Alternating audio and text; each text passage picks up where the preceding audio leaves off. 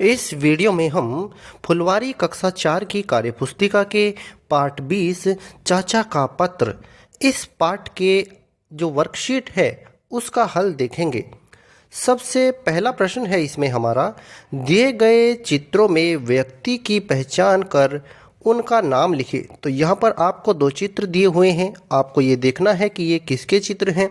तो पहले चित्र में महात्मा गांधी जी को दिखाया गया है और ये दूसरा चित्र जो है पंडित जवाहरलाल नेहरू जी का है। तो आप इनके नाम यहाँ पर लिख देंगे। आगे देखते हैं, अगला प्रश्न है हमारा, विभिन्न संदेश पत्रों के नाम लिखे। तो यहाँ पर आपको विभिन्न संदेश पत्रों के नाम लिखने हैं, जैसे पोस्ट कार्ड, इसके अलावा स्पीड पोस्ट कार्ड होता है, ईमेल होता है, फ़ोन मैसेज होते हैं।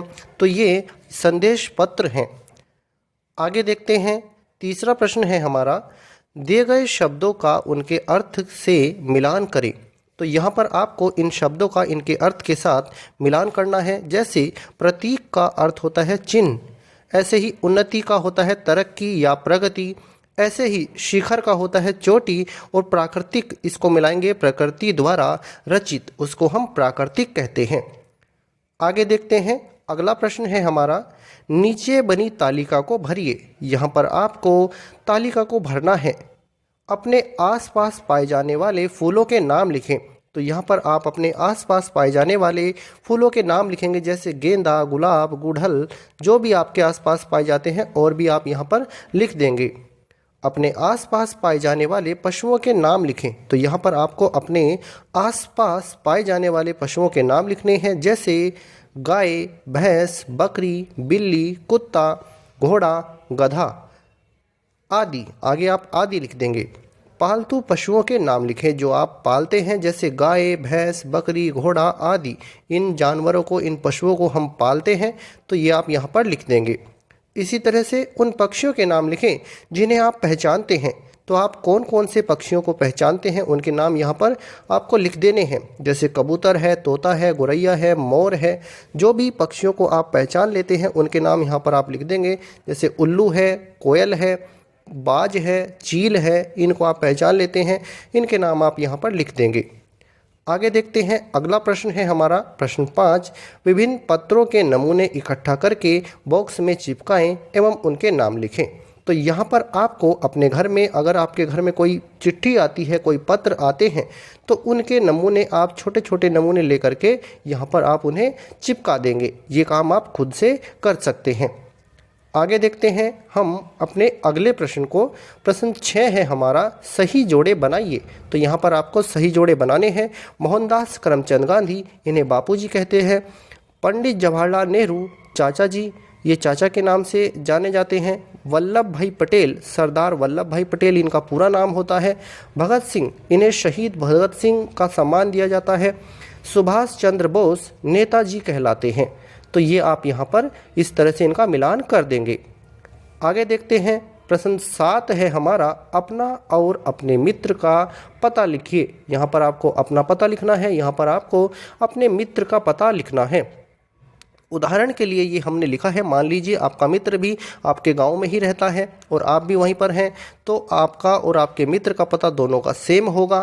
आप अपने दूसरे जहां भी आपके मित्र रहता है वहां उसका पता आप लिख सकते हैं।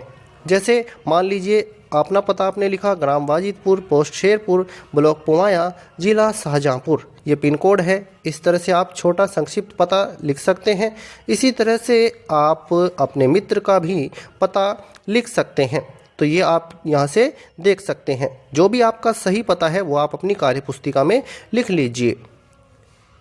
तो आगे देखते हैं, 8वां प्रश्न है हमारा, जवाहरलाल नेहरू के जीवन से संबंधित रोचक तथ्यों को लिखें। तो यहाँ पर आपको क्या करना है, पंडित जवाहरलाल नेहरू जी के जीवन से संबंधित रोचक तथ्य लिखने हैं। जैसे हमने लिखे हैं, पंडित जवाहरलाल नेहरू का जन्म 14 नवंबर 1889 को इलाहाबाद यानी अब प्रयागराज है, प्रयागराज में हुआ था। उनके जन्मदिन को बाल दिवस के रूप में मनाया जाता है।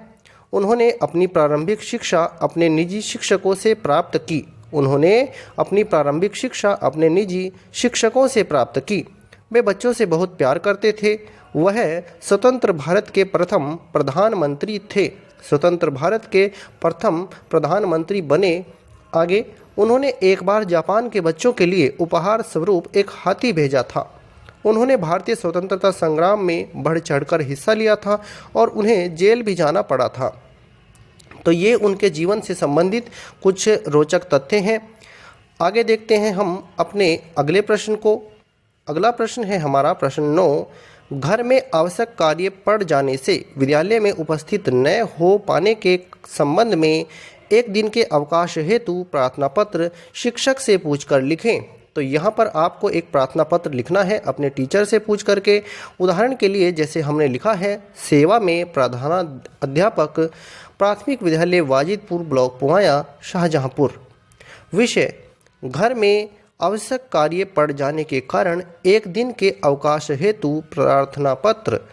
तो आप इसे लिख सकते हैं, महोदय, सविनय निवेदन यह है कि मुझे आज घर में एक बहुत ही आवश्यक कार्य पड़ गया है, जिसके कारण मैं विद्यालय में उपस्थित होने में असमर्थ हूँ।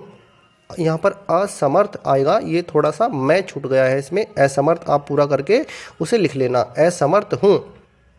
अतः आपसे विनम्र निवेदन है कि मुझे आज दिनांक 20 मार्च 2023 का अवकाश देने की कृपा करें। मैं आपका बहुत आभारी रहूँगा। इस तरह से आप लिख सकते हैं। दिनांक यहाँ पर लिख दीजिए, प्रार्थी अतुल कुमार, कक्षा 4। तो ये आप लिख सकते हैं इस तरह से प्रार्थना पत्र को। आगे देखते हैं हम अपने 10वें प्रश्न को, संदेश भेजने के विभिन्न माध्यमों को लिखें। तो आपको यहाँ पर संदेश भेजने के विभिन्न माध्यम लिखने हैं, जैसे टेलीफोन, टेलीविज़न, डाक सेवाएं, टेलीग्राम, मोबाइल फ़ोन, समाचार पत्र, इंटरनेट, सोशल मीडिया, ईमेल आदि। ये सभी संदेश भेजने के साधन हैं, माध्यम हैं। तो इस तरह से ये हमारा फुलवारी कक्षा 4 की कार्यपुस्तिका के पार्ट 20 की वर्कशीट का हल है। अगर आपको यह वीडियो अच्छा लगा है तो कृपया करके इसे लाइक और शेयर करें और हमारे चैनल को सब्सक्राइब करें।